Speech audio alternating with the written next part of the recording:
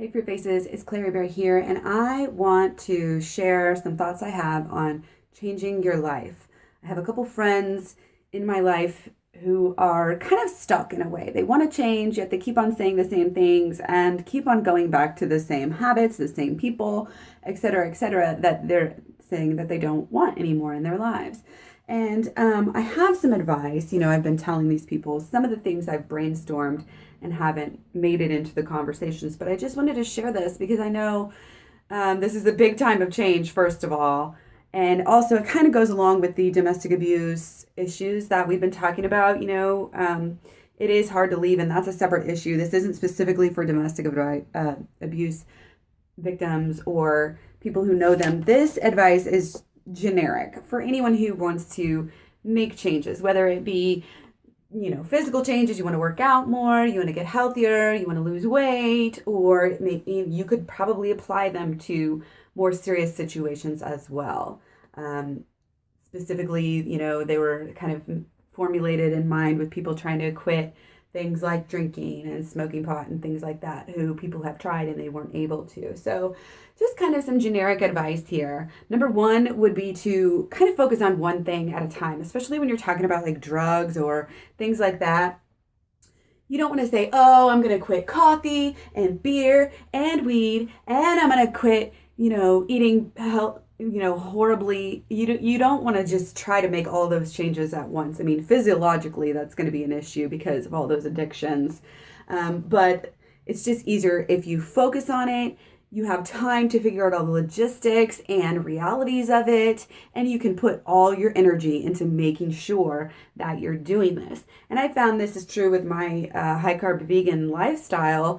I had to focus on the food first, then I focused on the sleep, then I focused more on the exercise. And it's like you do it a step at a time. Baby steps are a lot of times better. Second piece of advice, write it down. And this is something that you can go back to, you can read it, I'm a big list person anyways, but I think this is really helpful because you make it a commitment, you solidify it in your brain and to the universe, say it out loud, say it to friends, and be positive about it. Always write it down in the positive if you can. Instead of, I'm going to quit drugs, you want to say, I am straight edge or whatever. You know what I mean? I am clean and healthy, sober, whatever.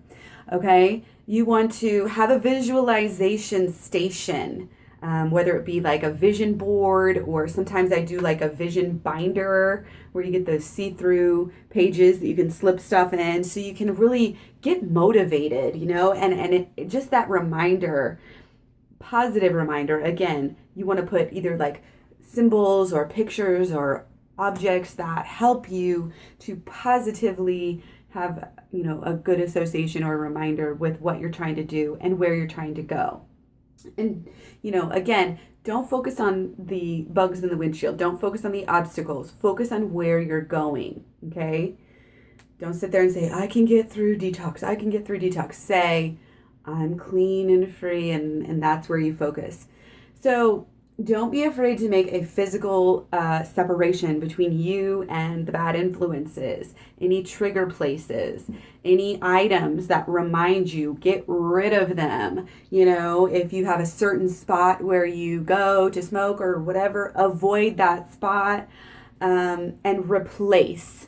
I've heard before that, true like addicts don't ever actually kick an addiction. They just replace it with something else. That's why they always serve coffee at AA meetings.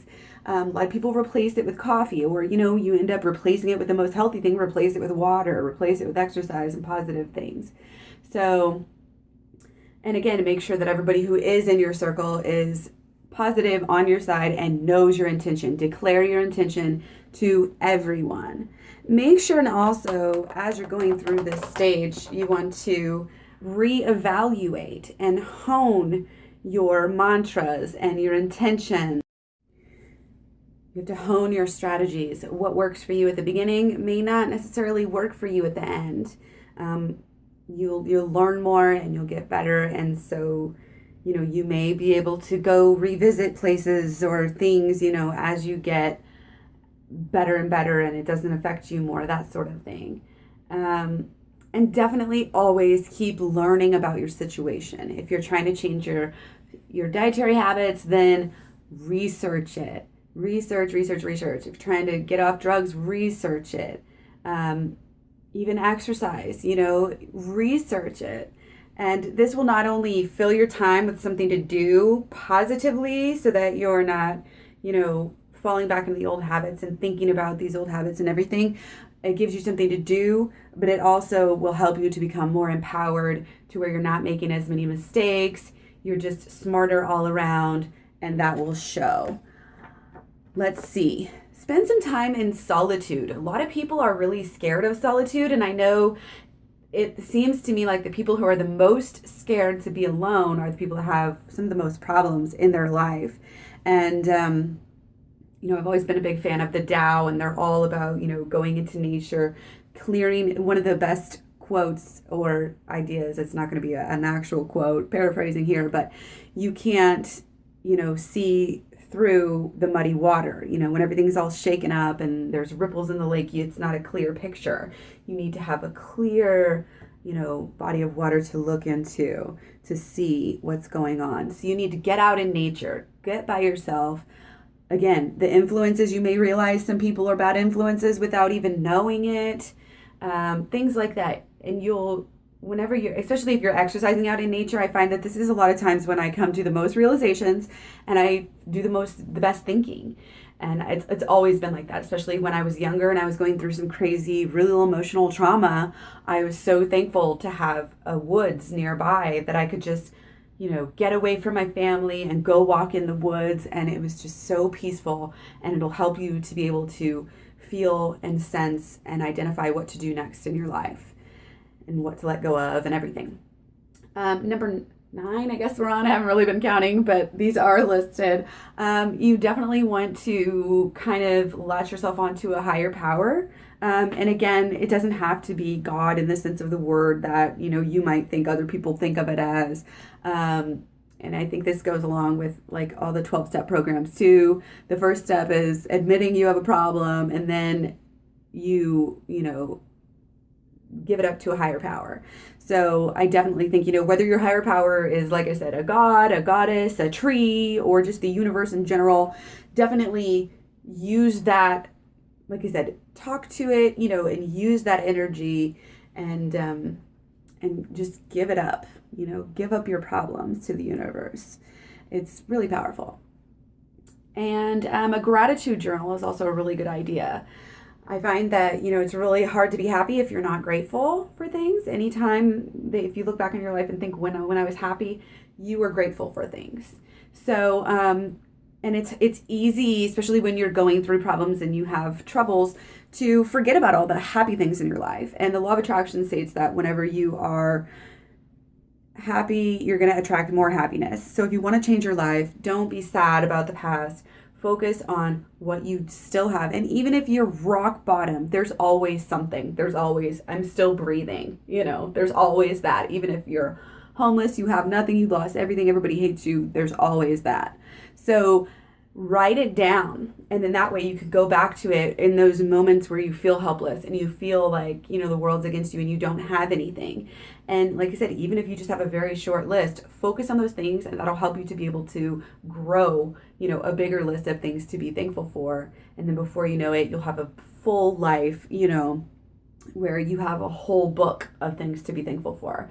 And don't just do the obvious, family, friends, especially if you're searching, air, the ground to stand on, shelter, every little thing can really help you to start to change your life. So number 12 would be find new fun things to do. Okay. There's a hobby that you probably always wanted to pursue.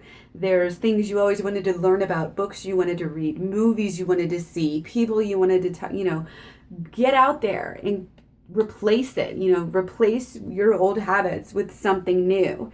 It's one thing just to say, I'm going to quit this, I'm going to quit that. What are you going to replace it with? Get out there and start a new life to where you won't even be thinking about the old life. And that goes for habits too. I talk to my kids about habits all the time. We need healthy habits. Once you get into the habit of something, you don't even have to think about it. So replace your old habits with new fun habits, start drinking tea or whatever you like. If you like, lighting candles, light candles. If you like altars and decorating, stuff like that, then do that. But focus on things that are fun for you. You could craft, you could cook, you could just exercise. I've been skating my dog, and that's something that I've made it a habit now, and it's definitely changed my life. It keeps me stable on an even keel, and I just love it. And also, this goes along with new ways to treat yourself, especially if you were using food, alcohol, drugs, or sloth, as a crutch before. You want to have new treats to reward yourself. And it could be buying yourself something. It could be, letting yourself have an afternoon off or whatever, but have new treats to reward yourself with instead of using food or alcohol or whatever you were using that was detrimental in the past. Number 13, realize that it may take some time, realizing that if you do mess up, it's not the end of the world and you don't need to just give up. So many people are like, oh, I messed up, I had a drink, and so now I'm just going to go back to drinking. I just can't do it, yada, yada, yada. Realize that that's okay. It's common. It's normal.